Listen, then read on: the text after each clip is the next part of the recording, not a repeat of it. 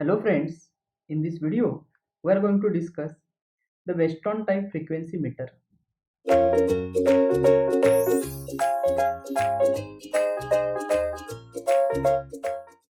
So here we are having the constructional diagram of the Weston type frequency meter. As this is the frequency meter, it should measure the input supply frequency. Okay, so here we are having the supply, right? So it is expected that it should measure the input supply frequency. So let us discuss the Weston type frequency meter. This meter consists of two coils, okay, mounted perpendicular to each other. Okay, so here we are having the two coils, coil B, and here it is a coil A. Okay, each coil is divided into two sections, right? This is the first part of the coil A. This is the second part of the coil A. This is the first part of the coil B, and here it is the second part of the coil B. Okay, the connections here we are having means coil A and coil B, these are perpendicular. Okay, so now here for the coil A, okay, we have connected a for the coil A, yes, we have connected a resistor in series. RA is a resistor which is connected in series with the coil A, and LA is the inductor which is connected across the coil A. So here we are having the terminals of the coil A are this and this one. Okay, these are the terminals of the coil A.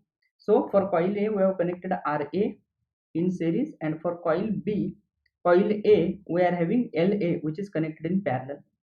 For the second coil, that is the coil B, we are having a LB which is in series with the coil B, and RB is the resistor which is connected in parallel with the coil B. Okay, here we are using a magnetic needle. Okay, so this is the magnetic needle, right? This one is the magnetic needle. Okay, and it is connected to the spindle of the instrument. Okay, and to this needle we are having a pointer which is attached. Are you getting the point? Okay, so here LB is the inductance which is connected in series with the coil B. RA is the resistance which is connected in series with the coil A. Next, LA is the inductance which is connected in parallel with the coil A, and RB is the resistance which is connected in parallel with the coil B. Okay, so the purpose of connection of LB is to make the coil B more inductive, and the purpose of connection of RE is to make the coil A more resistive. Okay, so now during the normal supply frequency or the at the normal frequency, yes, here the arrangement or the values of the elements LA, LB, RA and RB we have selected such that at a at normal frequency,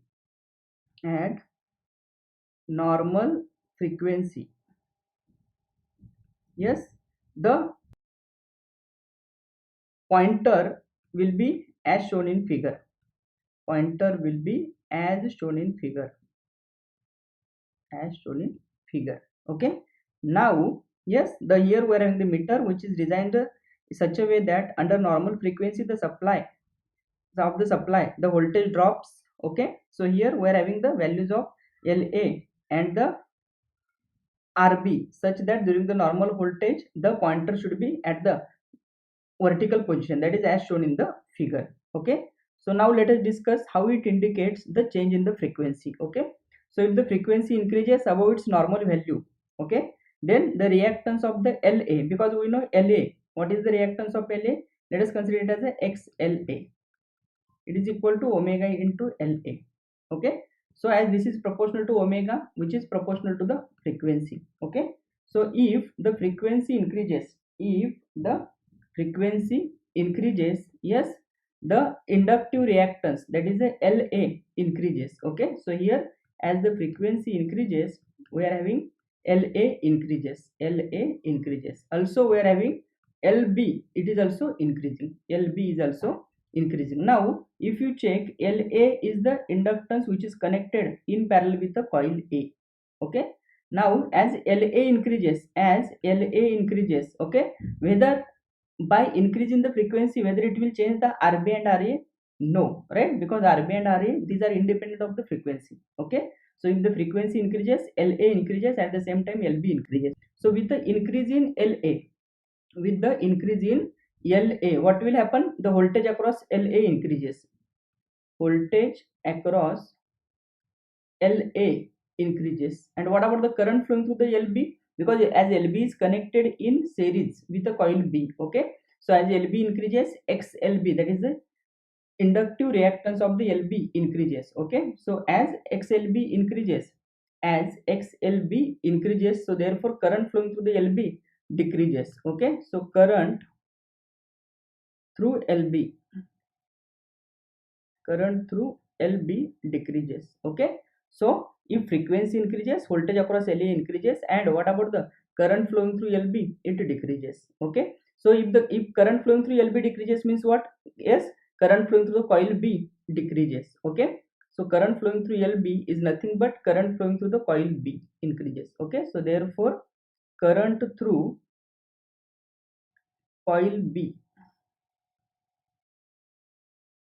decreases, okay. And what about the voltage across LA increases, okay, as the voltage across LA is increasing, and as we know LA is connected in parallel with the coil A, okay. So that's why what will happen?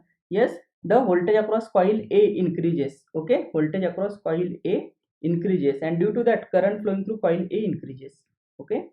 Voltage across coil A increases, and due to this current through coil A, current through coil A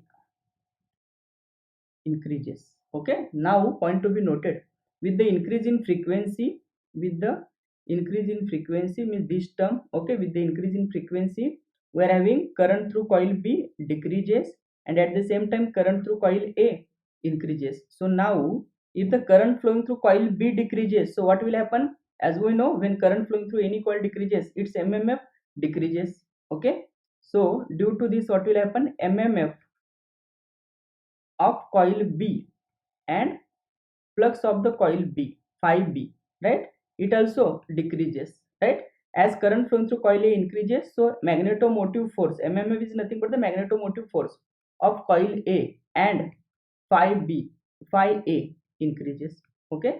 So now if you check out of the two fluxes, phi B is reducing and phi A is increasing, right? Phi B is decreasing and phi A is increasing, okay? So due to that what will happen?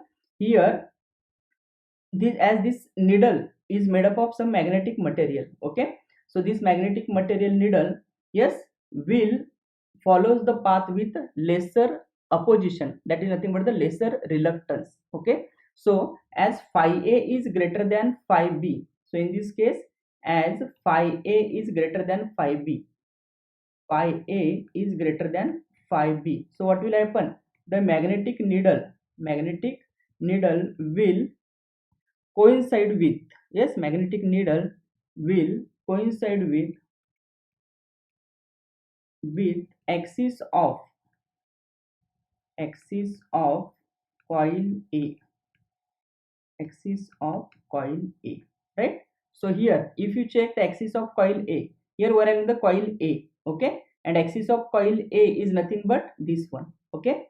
Axis of coil A, here we are having axis of coil A means this horizontal is the axis of coil A, and axis of coil B is this is the vertical, okay. So due to that what will happen? Yes, this magnetic needle will coincide or gets attracted towards the axis of coil A, okay. So in this direction the magnetic needle will try to move, and if magnetic needle tries to move in this direction, so pointer will move in this direction, okay. So it will indicate the higher frequency, it will indicate the higher frequency. So are you getting the point? With the increase in frequency, yes, inductive reactance XLA increases, XLB increases, right? With increase in XLA, voltage across coil A increases, current flowing through coil A increases. With the increase in frequency, inductive reactance XLB increases. Due to that, current flowing through coil B decreases because LB is connected in series with the coil B, whereas LA is connected in parallel with the coil A, okay. So this is the operation when increase in frequency. Similarly, if frequency reduces, what will happen? If you check, if frequency decreases, so if frequency F decreases, okay, so due to that what will happen? XLA decreases, XLB decreases, okay. So XLA decreases and XLB decreases, okay. So with the decrease in XLA, what will happen?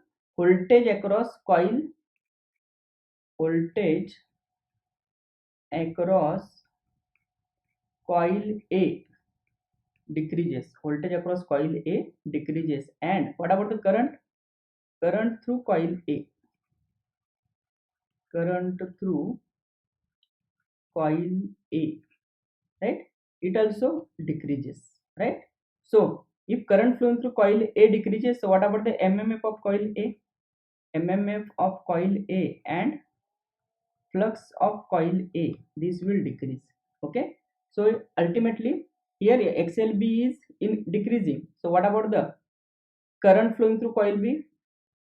Current through coil B, it increases. Current flowing through coil B increases means mmf of coil B increases. So what about the phi B? Phi B increases. So here point to be noted, with a decrease in frequency, yes, the phi A decreases and phi B increases. If phi B increases means what will happen? Yes, the magnetic needle, this magnetic needle, yes, will try to move towards the axis of coil B. That is nothing but in this direction it will try to move.